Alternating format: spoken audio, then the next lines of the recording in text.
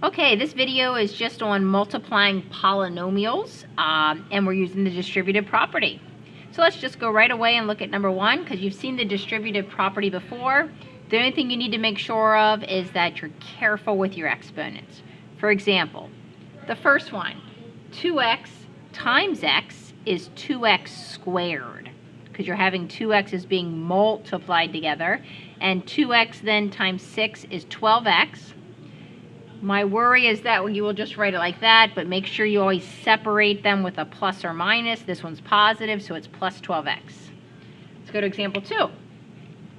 Again, it's distributing, but this time it's a y, and it's over 3 terms. So y times y squared is y cubed, or y to the third. Y times negative 3y is negative 3y squared. And y times 4, 4y. Done. Next one, a little trickier because I have 2 terms here within that binomial that I need to distribute. So let's take the x times every one over here in the other binomial. So x times x is x squared. X times negative 3 is negative 3x. Then I want to distribute the 4 to these terms. 4 times x is 4x, and those are 2 terms within that binomial, and 4 times negative 3 is negative 12. What you will find quite frequently is that these 2 terms in the middle will be like terms, which means they can be combined. If you have negative 3x's plus 4x's, you just have 1x, and we don't normally write a 1 in front of the x. We'll just say plus x. Moving to the next one, number 4. We are multiplying 2 binomials. Binomial just means there's 2 things being separated by plus or minus. So let's distribute first the 2y. 2y times y, 2y squared.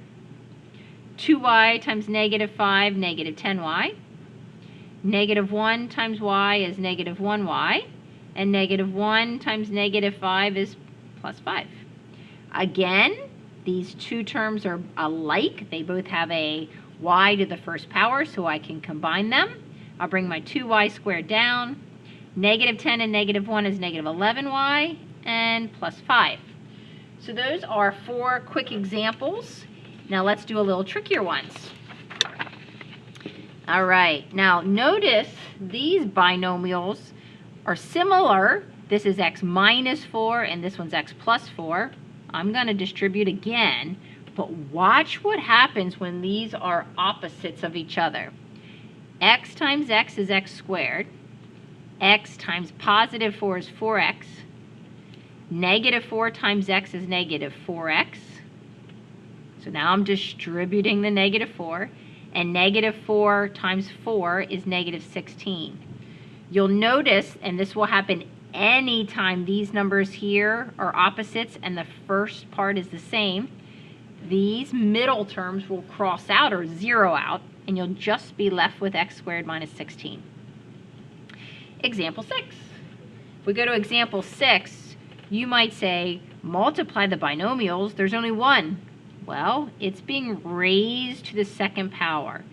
That means it's being multiplied by itself. So you want to make sure you write it twice before you distribute. So now, 2x times 2x, 4x squared. 2x times 3, 6x. Now distribute the 3. 3 times 2x is 6x. 3 times 3 is 9. And what happens lots of times is these 2 middle terms can be combined. 6x and 6x is 12x squared. Excuse me, 6x plus 6x is just 12x. When you are adding, do not change the exponent and bring down the plus 9. All right, number 7 is a tricky one because you're multiplying a binomial, 2 things, by a trinomial, 3 terms. Now it's still the same thing. You'll take the x and distribute it, but you distribute it to all 3. X times x squared, x cubed. X times 4x, 4x squared. X times negative 3, negative 3x. Now watch what I do. This is just a personal preference. Now when I distribute the 2 to the other 3 things, I generally don't write them in the same line. I'll write it in the next line, and I'll line up like terms. For example, 2 times x squared is 2x squared. I'm going to write it underneath my already x squared term. And then 2 times 4x is 8x. I'll put it underneath my term that already has plain x's. And then 2 times negative 3 is negative 6. Then it makes it a little easier to make sure I have my like terms. So I'll bring down my x cubed. 4x squared plus 2x squared is 6x squared. Negative 3x plus 8x is 5x. And minus 6. So that one took a little bit more work. And I like this method, although you could put it all in a row. The very last one is a little bit of a geometry twist. You're trying to find the area of a rectangle. The formula for the area of a rectangle is simply length times width. My length is 7x plus 10. My width is 4x plus 8. And I'm going to distribute. Sometimes I call this the double distribute because I need to distribute the 7x. And then I need to distribute the 10. So 7x times 4x, remember, is 28x squared. 7x times 8 is 56x.